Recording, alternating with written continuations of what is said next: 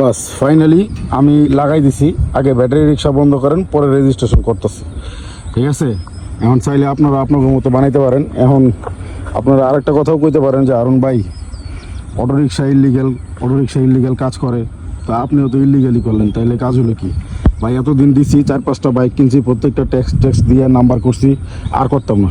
আগে অটোরিক্সা বন্ধ করেন হাইওয়েতে, তাদের প্রপার ট্রেনিং দিয়ে লোকাল রোডগুলো চলার ব্যবস্থা করেন, তাদের জন্য কিছু একটা করেন, তারপরে এটা কাজ হবে, না হলে আর হবে না। এটাই করবো, আপনাদের ভালো লাগলে আপনারা করেন, না লাগলে না করেন, কোনো সমস্যা নেই। মেন কথা হচ্ছে যে এখন এইভাবেই চলবে, ঠিক আছে? আর আমিও চাই হ্যাশট্যাগ আপনারা ইউজ করেন, আপনারা এটা লাগান নাম্বার প্লেটের পিছনে।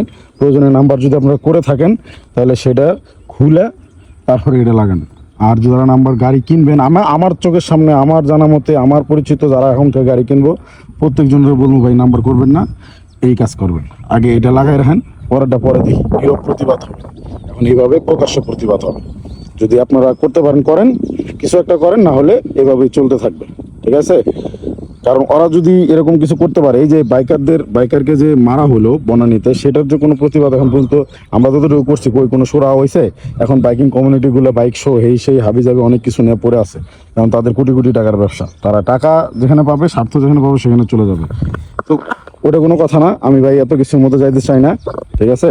আমার তরফ থেকে ছোট্ট একটা প্রতিবাদ, আপনাদের তরফ থেকে যা হয় আপনারা করতে পারলে করেন। এখন অনেকেই এখানে কইবেন নারুন ভাই আপনি আসলে মানুষ ভালো না, আপনি আসলে খারাপ লোক, হ্যান ত্যান, এটা সেটা, গরিব মানুষ করার চেষ্টা করতেছেন, হ্যান করতে চাচ্ছেন। আমি কইতেছি হাইওয়েতে, প্রপার হাইওয়েতে বন্ধ করে দিতে হবে, অটোরিকশা যাতে উল্টা আসতে না পারে সেই ব্যবস্থা করতে হবে।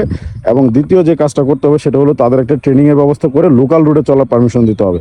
কারণ এত বড় একটা ইন্ডাস্ট্রি চাইলে হুট করে বন্ধ করে দেওয়া সম্ভব না, আমিও চাই না বন্ধ হোক, কিন্তু এটা বন্ধ করেন এই কারণে বলা হয়েছে যে আপনি হাইওয়েতে বন্ধ করেন এবং তাদের প্রপার একটা ট্রেনিংয়ের ব্যবস্থা করেন, প্রপার একটা সিস্টেমের মধ্যে তাদের নিয়ে আসেন।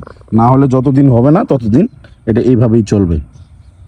গুড, ভালো থাকবেন, আল্লাহ হাফেজ।